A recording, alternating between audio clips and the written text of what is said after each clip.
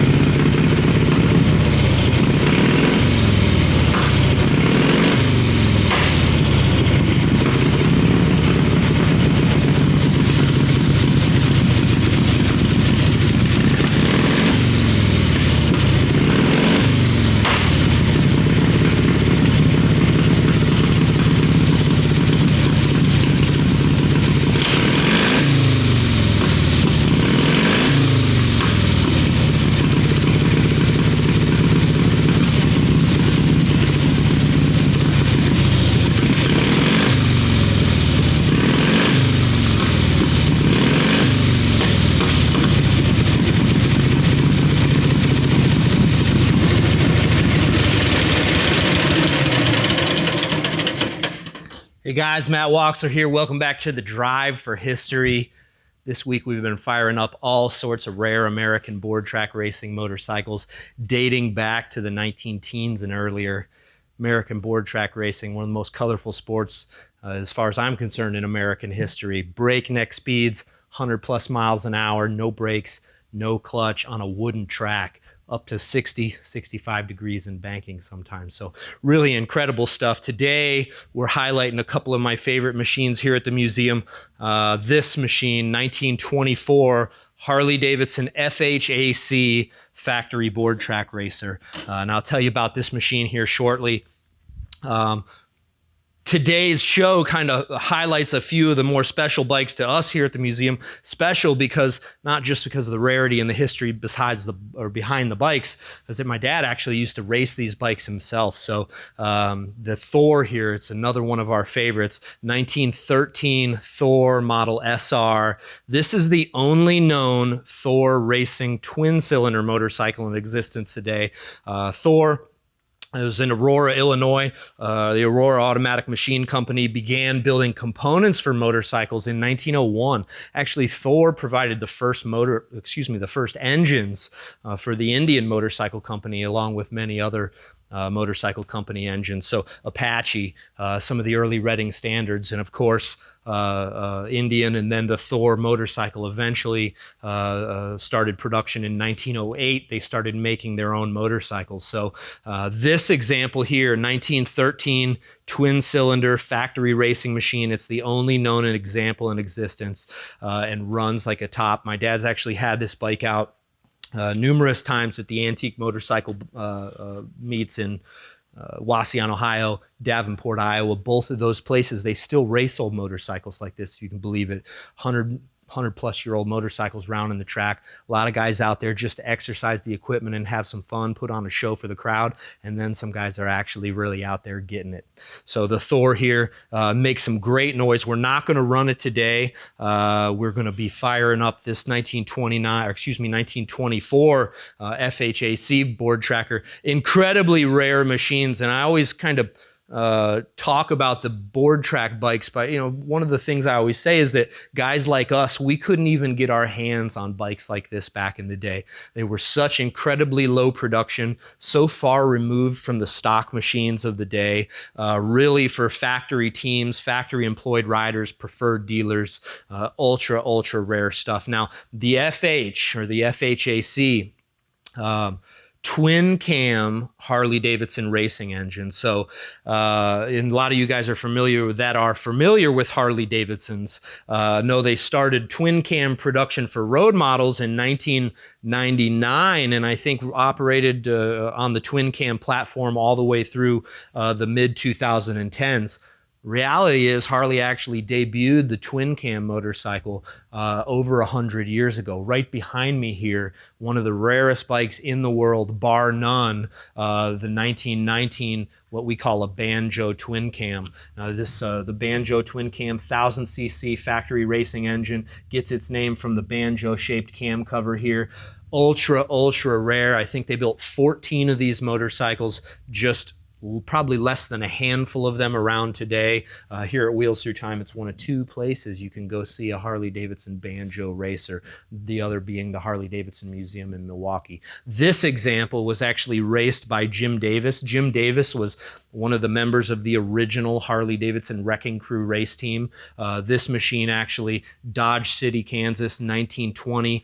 Jim piloted this motor and actually won the race, 300-mile road race. Great photo of Jim here in 1920. Now, here on the bottom here, you see this is Jim sitting at a Springfield Mile banquet. Before the Springfield Mile, you got Jim Davis here, Wrecking Crew member, Benny Campanelli here on the other side. Benny won the second and the third Daytona 200 races in 1938 and 1939. So this is my dad actually getting this photo signed by Jim.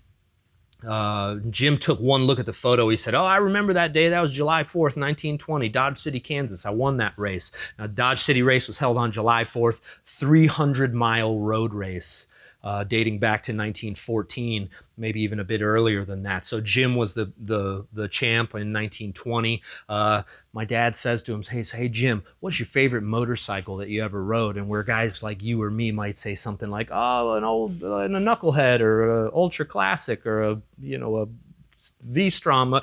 Jim actually said CA9. And CA9 isn't a type of motorcycle, it's a serial number. It's one motor. As it would be, my dad happened to have the CA9 engine right here at the museum. So incredible piece of history. Dodge City winner from 1920 and one of Harley-Davidson's first twin cam engines. And they got onto the twin cam in 1919 for a darn good reason. And initially, your single cam racing motorcycles, the cam spins backwards in here. Okay, so as the cam lobes lift these lifters here, it's a real natural approach to your front cylinder, where your rear cylinder, the cam has already come over center and the lobes are on the way down, and these little cam follower arms inside are actually lifting the rear cylinder lifters up while the motion of the cam is going down. Puts big stress on the parts is my main point. So Harley-Davidson comes out with the twin cam, which basically had a cam for the front cylinder, a cam for the rear cylinder, and made a much more natural approach to each of these lifters. A lot less stress on the parts. Less stress means less stuff to break. So the FH behind us over here, guys, 1923, Harley-Davidson went away from the twin cam, went away from the banjo and actually went to the FH style twin cam. The FH is easily identifiable by this kidney bean shaped cam cover here. They started production of these in 1923. By 1928 and 29, this motor had become so successful that the public basically says, hey, Harley-Davidson, we want our own twin cam. So in 1928 and 29, Harley-Davidson made the JDH motorcycle. Road model, twin cam engine, looked a lot like this FHAC. Now it was bigger displacement, but it was kind of a detuned racing engine. So they actually dialed the spring tension back, dialed the compression back a little bit more mild cams, but heavier flywheels and larger displacement. So more on the low end torque, less on the high RPM power.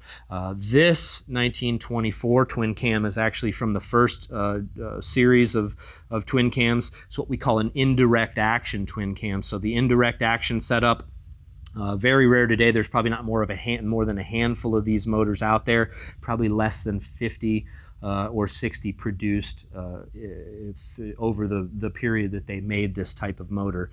So incredibly rare today to see an engine like this. To hear one run, it's even rarer. So the FH, this motorcycle, almost entirely special parts throughout. Now starts with the twin cam racing lower end. There's actually a pair of Ricardo tapered finned racing cylinders.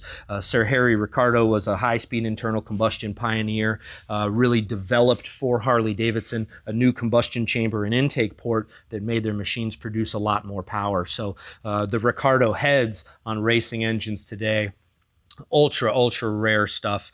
These here are a big component of what makes this motor so powerful. Now they say when they run these things on alcohol, as most did back then, we're talking 50-55 horsepower out of an engine like this, which is quite a bit for the 1920s. This is a time where your standard road model engines just a few years earlier were making 4 horsepower, 7 horsepower, 11 horsepower. The FH racing engines really put out the power. It's incredible stuff. This machine set in an original Keystone Harley-Davidson racing frame. You guys may have heard me identify the Keystone frames before.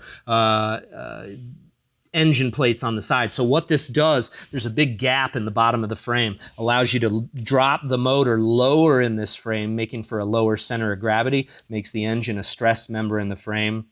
Ultra rare. You know, the Keystone racing frames are really as rare as the racing engines today, maybe even a bit rarer, because the engines would survive. You know, if you balled something up at 100 mile an hour, a big hunk of cast iron and aluminum is going to stay intact, where all this metal, you know, thin steel tubing, thin sheet metal gas tanks, stuff like that is what just disintegrates to pieces. So incredibly rare stuff the twin cam racing engine is. Now Harley-Davidson, for their racers, use these tall skinny wheels, either 28 by 3s or 28 by 2 1/4. Imagine 100 mile an hour on a 2 1/4 or 3-inch wide tire. Pretty nuts. Now these are original Harley-Davidson, or excuse me, these are original Firestone tires, and you see the non-skid tread pattern there. So the non-skid tires, kind of a preferred tire of the era, and is rare to find some original ones. We had these two here at the museum and got them slipped over these rims, and they've actually got 6 or 7 races under their belts right now. Original Harley-Davidson factory racing handlebars. Now you notice the racing handlebars are the drop type bars. These have been banged up a bit. The front end for Harley-Davidson, for the racing front ends, Harley-Davidson, even into the 20s, used their 1913, 14, 15 road model front ends, and even, I should say, specially constructed those narrow width 13, 14, 15 front ends to be a little bit shorter. So incredibly rare front end, just the same. Now over on this side, one of the telltale signs of race bikes from this era: no brakes, no clutch. Direct drive. When that motor's running, the wheel's spinning. So there's no way to disengage the drive. Even rolling this bike around is tough. Oftentimes in the day, they just remove a chain, may let you roll it around a pit. So easier. We commonly have the front chain removed to be able to move these bikes around the museum. Otherwise, you're fighting compression the whole time. So incredibly rare stuff, almost every component on the machine. So big wide Harley-Davidson long distance gas tanks. You've actually got an extra oil pump out here to provide the engine extra oil. Now these are total loss oil systems. Total loss oil system doesn't circulate oil down to the motor and back to the oil tank. It's really just kind of a feed system, almost a metering system that provides the engine a little bit of oil, really based on how much oil it's consuming. So there's a small adjustment over on the oil pump over on the other side. This is the oil pump here. Screw on the end allows you to adjust the oil, not pressure, but adjust the volume. And then the hand oil pump up here on the gas tank. Say you're running high RPMs, you feel the engine putting off extra heat or tightening up. This is almost, I kind of look at it like an engine saver. It goes directly onto the crank and lubricates the engine almost immediately. It's also a good way to refill the engine. So 1924 Harley-Davidson twin cam factory racer. Again, of the FHACs, they used them for board track racing, dirt track racing, used them for hill climbing. We actually fired one of these up during our hill climb week a little bit earlier on the Drive for History. So here at the museum, I think there's 6 or 7 FHAC racers. I don't know that you can see that many anywhere else in the world. And of course, they all run. So we're going to get this one fired back up for you. Now, right at the beginning of the video, you guys kind of saw the starting procedure. A couple ways to do this. No brakes, no clutch. These motorcycles don't have a Kickstarter. So what we tend to do sometimes, we'll flick that rear wheel. Again, these pedals are set in the fixed position. They're tied in real early on in the racing days. They're mid-19 teens. They kind of stipulated that your pedals be locked into place. You get that inside pedal low on a left-hand turn, and it can really get you into trouble. So this one's tied off onto the frame with a strap, so they don't actually pedal the wheel over. This one here, we can spin the rear wheel. Sometimes we'll take another bike and go wheel to wheel and spin it over that way. A lot easier, but it doesn't look nearly as cool. So what we're gonna do is get the timing set on this one, and then we like firing it with advanced timing. This bike does have a little bit later carburetor on it, which allows for easier starting, ease of use, a little bit wider range of capability. Maybe early carburetors of the racing type were really kind of set to operate best wide open. This kind of provides an even range, or an even element of performance kind of throughout the whole RPM range. So we're going to spin this thing over, preset the throttle a little bit, open it just some, and hopefully it's just a pull or two. You can wear yourself out yanking these rear wheels, but when you get the motors dialed in, they're supposed to start pretty easy anyway. So one more time. One.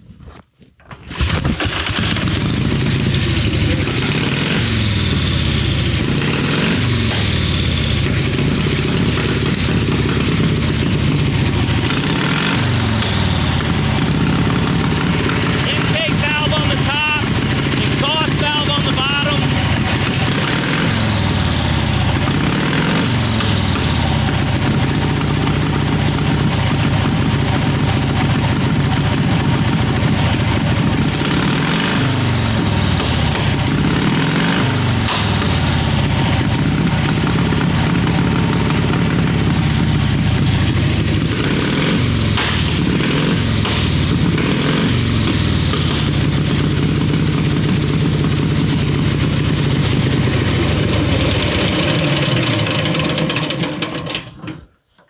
There you have it, guys. There's no better sound than hearing one of these 100-year-old racing motors popping and cracking. 1924 Harley-Davidson FHAC, one of Harley-Davidson's most successful ever racing platforms. Proud to have it here at the museum. Guys, thanks for tuning into the Drive for History. We're going to be firing up all sorts more rare motorcycles throughout the summer. Make sure you tune in. Check out driveforhistory.com. See what we got going on. Make a contribution today. Remember, you guys help keep us the museum that runs. We'll see you next time.